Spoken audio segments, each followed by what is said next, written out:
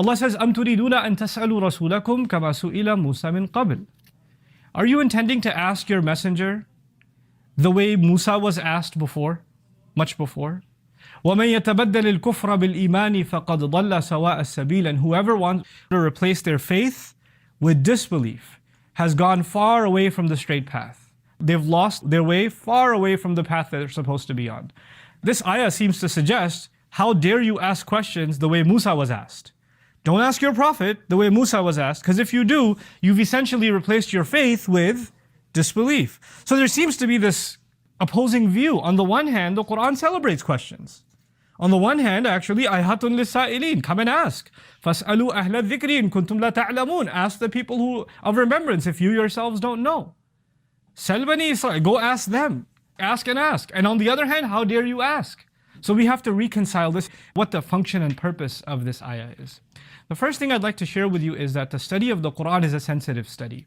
And one of the most fundamental approaches to the study of the text of the Qur'an is that you have to take into consideration the context, the place in which a statement is mentioned. For you that are university students, this is all too easy to understand. You never take a sentence in a chapter ignorant of the paragraph it belongs to, or the chapter that it belongs to, or the textbook that it belongs to. Context is everything. Outside of context, you can barely make sense of anything. The statement that I just shared with you, where Allah says, are you intending to question your messenger the way Musa was, is actually a statement occurring in Surah Al-Baqarah.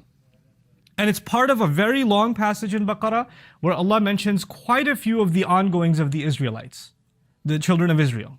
And within that discussion, there are a number of questions that the Israelites asked Musa. So when Allah is saying now, are you going to ask him the way Musa was asked? There's already a context in which we've learned how was Musa questioned. I'd like to actually give you like an easier example to understand this point. I've been in the teaching profession for a long time. In the classroom, there are different kinds of questions. There's an inquisitive student who just wants to understand, and he or she dares to raise their hand or raise their voice and say, look, I don't get this. Or how does that make any sense? Doesn't this contradict that? Etc., etc. They ask a question. And a seasoned teacher knows well enough that the moment they hear this question, the student really wants to understand. They're eager to understand better. And they'll welcome those kinds of questions because it creates fruitful discussion in the classroom. But then there's the class clown. There's the guy who, A, is not interested in learning, and B, is interested in making sure nobody else learns either. They'd like to turn the classroom experience into an entertaining experience. And the way they do that is that they'll actually ask really obnoxious, ridiculous, condescending, sarcastic kinds of questions.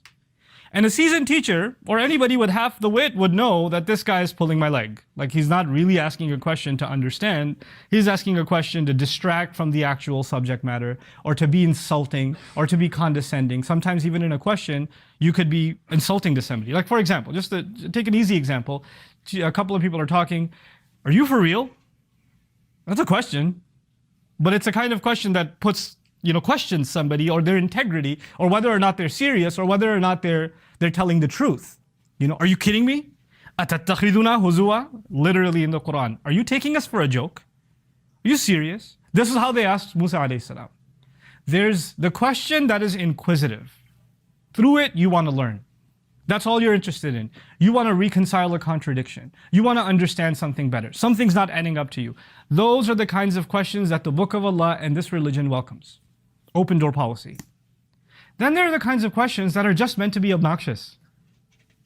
And it's actually not even in the way the question is phrased, but it's the attitude that lies behind that question, the motivations behind that question. There are a couple of things here. What is it that you're asking? And why are you asking? And how are you asking? There are three pieces to this. What are you asking? Why are you asking? And how are you asking?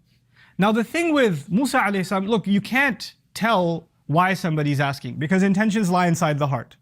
There's no way for me to tell. So all I can judge and you can judge for others is number one, what are they asking? And number two, how are they asking? That's all we can judge.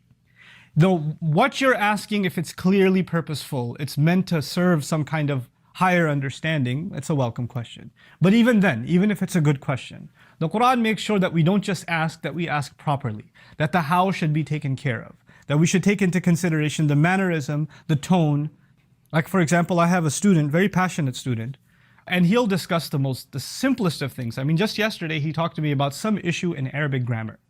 It's not like a iman and kufr issue. It's the labeling of a sentence and how it should be organized or whatever. And his voice rose and he got really passionate. And I had to say, just, wait, easy, easy. We're just discussing nouns. This is not like, some great cause where blood is being spilled. Relax.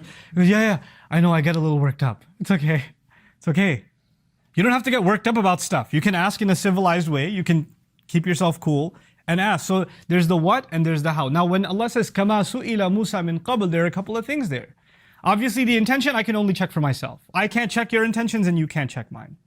But what we ask and how we ask is important. It does matter. The manner in which you speak to somebody, the words you choose to use, the tone you choose to use, the facial expressions you make, that's all part of the how. Don't do that before the Prophet ﷺ the way people did with Musa a.s. Don't be condescending. The Qur'an even makes a point indicating that facial expressions are offensive. The way you stare at someone can be offensive. ثُمَّ عَبَسَ وَبَصَرَ ثُمَّ أَدْبَرَ وَاسْتَكْبَرَ. He frowned and he stared. لَيُزْلِقُونَكَ بِأَبْصَارِهِمْ. They look at you in a way that makes you want to almost trip up, the way they stare you down. Like Allah will highlight, لَا تُسَعِّرْ خَدَّكَ لِلنَّاسِ. Don't have swelled up cheeks when you meet with people. Don't be stuck up when you meet with people. All these expressions in the Qur'an about how your face looks when you deal with people. So this is part of how to ask.